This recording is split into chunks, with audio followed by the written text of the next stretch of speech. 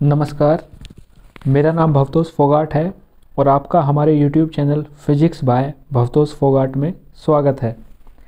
तो स्टूडेंट्स, आज हम आपको वर्क के बारे में बताएंगे। क्लास 9th का ये चैप्टर है वर्क।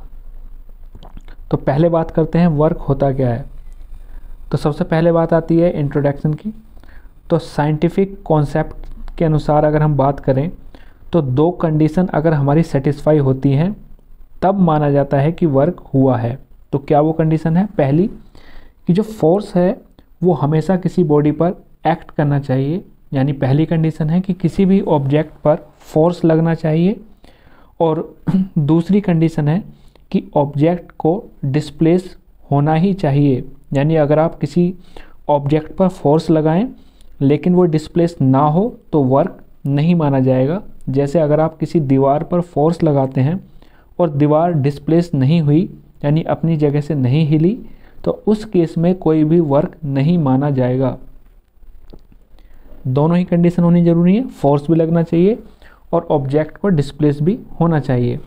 दूसरा, अगर हम एग्जाम्पल की बात करें तो पहला एग्जाम्पल है, हम किसी lift a book through a height, यानी अगर हम किताब को किसी हाइट तक उठाएं तो इस उठाने में हमने क्या किया, there is a force applied on the book, book पर फोर्स अप्लाई किया गया एंड बुक हैज़ मूव्ड, यानी आपने बुक के ऊपर फोर्स लगाया और बुक मूव हो गई अपनी जगह से। तो इस केस में वर्क माना जाएगा, क्योंकि हमने फोर्स लगाया है बुक पे किसी हाइट तक ले जाने में और बुक डिस्प्लेस हो गई क्योंकि वो एक हाइट तक चली गई, तो इस केस में वर्क माना जाएगा। दूसरा एग्जाम्पल है, a bullock is pulling a cart, ठीक है, बैल गाड़ी खींच रहे हैं तो गाड़ी मूव हो गई, यानी कि गाड़ी पर फोर्स भी लगाया गया और गाड़ी अपनी जगह से डिस्प्लेस हो गई, तो इस केस में भी वर्क माना जाएगा। तो वर्क होने के लिए फोर्स और डिस्प्लेसमेंट दोनों चीज़ कंपलसरी हैं, कि फोर्स भी लगना चाहिए ऑब्जेक्ट पर और ऑब्जेक्ट डिस्प्लेस भी होनी चाहिए, तभी वर्क माना जाएगा। अगला आएगा work done by constant force. अगर हमने कांस्टेंट फोर्स लगा रहे हैं, यहाँ पे आप देख सकते हो टेबल के ऊपर एक ऑब्जेक्ट रखा है, हमने उस पर फोर्स लगाया और वो s दूरी के तक डिस्प्लेस हो गया। तो अगर हम कांस्टेंट फोर्स लगा रहे हैं और हमारा ऑब्जेक्ट डिस्प्लेस हो जाता है s डिस्टेंस तक, तो उस केस में वर्क डन का फॉर्मूला क्या होगा? Work done is equal to product of force and displacement, यानी work done is equal to force multiply displacement, जहाँ पे F हमारा कांस्टेंट फोर्स है।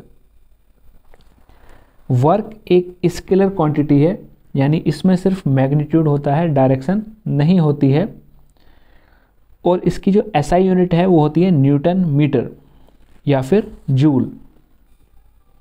अगर हमें 1 जूल को डिफाइन करना हो तो हम क्या करेंगे? तो इसकी कंडीशन है कि हमारा फोर्स अगर 1 न्यूटन है और डिस्प्लेसमेंट 1 मीटर, तो वर्क डन क्या हो गया? फोर्स इनटू डिस्प्लेसमेंट, तो वो हो जाएगा 1 न्यूटन मीटर, यानी the amount of work done on an object when a force of 1 newton displace it by 1 metre along the line of action of the force, यानी 1 joule का work कब माना जाएगा? जब 1 न्यूटन का फोर्स किसी object पर लगे और ऑब्जेक्ट 1 मीटर डिस्प्लेस हो जाए उसी डायरेक्शन में जिधर फोर्स लगा था, तब वो कहलाएगा 1 जूल। अगला न्यूमेरिकल लेते हैं। क्वेश्चन है, एक फोर्स है 7 न्यूटन का किसी ऑब्जेक्ट पर लगता है और डिस्प्लेसमेंट 8 मीटर होता है फोर्स के डायरेक्शन में, तो आपको बताना है वर्क डन कितना होगा। तो कितना फोर्स लग रहा है? 7 न्यूटन, डिस्प्लेसमेंट कितना हुआ? 8 मीटर। वर्क डन का फॉर्मूला क्या होता है? Force into displacement. तो यहाँ पे वैल्यू रख देंगे, फोर्स 7, डिस्प्लेसमेंट 8, 7 8 जा 56, तो हमारा आंसर होगा 56 जूल। दूसरा न्यूमेरिकल है, बैलों का जोड़ा फोर्स लगाता है 140 न्यूटन का हल पर और 15 मीटर तक वो खेत को जोतता है, तो आपको बताना है कितना वर्क हुआ। तो यहाँ पे क्या गिवन है? फोर्स कितना? 140 न्यूटन, और दूसरा डिस्प्लेसमेंट कितना 15 मीटर। तो वर्क डन का फॉर्मूला फोर्स इनटू डिस्प्लेसमेंट, तो 140 गुना 15 यानी 2100 जूल। तीसरा एग्जाम्पल लेते हैं, ये थोड़ा हटके है एग्जाम्पल। ये कह रहा है कि 10 किलोग्राम का मास है और वो टेबल पर रखा हुआ है पॉइंट ए पर। इसे हमने मूव कराया पॉइंट बी तक। ए और बी को जो लाइन जोड़ रही है वो कैसी है, हॉरिजेंटल, यानी बिल्कुल ऊर्ध्वाधर कह सकते हैं। तो अब ये कह रहा है कि work done by on the object by the gravitational force.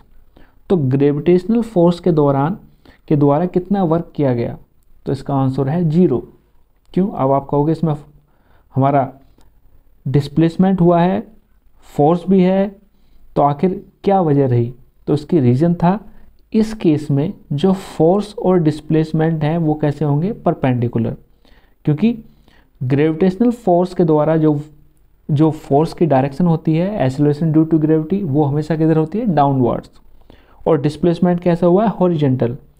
तो जो फोर्स और डिस्प्लेसमेंट के बीच में एंगल है वो 90 डिग्री हो जाता है, इसलिए जो वर्क डन होगा वो 0 होगा। तो आपको ध्यान रखना है, जब भी फोर्स और डिस्प्लेसमेंट एक दूसरे के परपेंडिकुलर होंगे तो वर्क डन 0 हो जाएगा। अगला इसी तरह का एक और न्यूमेरिकल है, what is the work done by the force of gravity on a satellite moving around the earth. यानी अर्थ के चारों तरफ अगर कोई सैटेलाइट घूम रहा है तो आपको बताना है work done by the force of gravity. तो आंसर है 0, सेम। रीज़न भी सेम है, क्योंकि जब कोई सैटेलाइट अर्थ के चारों तरफ घूम रहा है तो उस वक्त जो फोर्स और डिस्प्लेसमेंट है उनके बीच में जो एंगल बनेगा वो कितना बनेगा, 90 डिग्री। तो इसका आंसर होगा 0, because force and displacement are perpendicular to each other. अब आता है टाइप्स ऑफ वर्क। तो वर्क दो तरह के होते हैं, पॉजिटिव वर्क और नेगेटिव वर्क। पहले बात करते हैं पॉजिटिव वर्क की। तो आप इसमें देख सकते हो एक लड़की खिलौने को खींच रही है अपनी तरफ, गाड़ी को। तो लड़की अपनी तरफ खींच रही है गाड़ी को और गाड़ी भी इसी की तरफ जा रही है। तो इसका मतलब क्या हुआ, लड़की ने फोर्स लगाया अपनी तरफ और डिस्प्लेसमेंट भी किधर हुआ, उसी की तरफ। तो ऐसी कंडीशन जिसमें फोर्स और डिस्प्लेसमेंट दोनों एक ही डायरेक्शन में हों, यानी सेम डायरेक्शन में हों, उसे हम कहते हैं पॉजिटिव वर्क। एग्जाम्पल आपके सामने है कि जो बच्चा है ये फोर्स लगा रहा है कार पर, और कार जिधर वो फोर्स लगा रहा है उसी डायरेक्शन में डिस्प्लेस हो रही है। तो जब भी फोर्स और डिस्प्लेसमेंट की डायरेक्शन सेम होगी तो वर्क डन हमारा कैसा होगा, पॉजिटिव। नेगेटिव कब होगा, अगर इसका अपोजिट हो जाए, जिधर हम फोर्स लगाते हैं डिस्प्लेसमेंट उसके अपोजिट डायरेक्शन में हो जाए तो वर्क कैसा कहलाएगा, नेगेटिव। ये कह रहा है if an object is moving with a uniform velocity along a particular direction, यानी किसी फिक्स डायरेक्शन में कोई ऑब्जेक्ट यूनिफॉर्म वेलोसिटी से मूव कर रहा है और एक रिटार्डिंग फोर्स उस पर अप्लाई किया जाता है अपोजिट डायरेक्शन में, तो इस केस में क्या होगा, एंगल कितना हो जाएगा दोनों के बीच में, 180 डिग्री। और इस सिचुएशन में जो फोर्स होगा वो कैसा होगा, नेगेटिव। और हम उसे कैसे लिखेंगे, work done is equal to -F/s।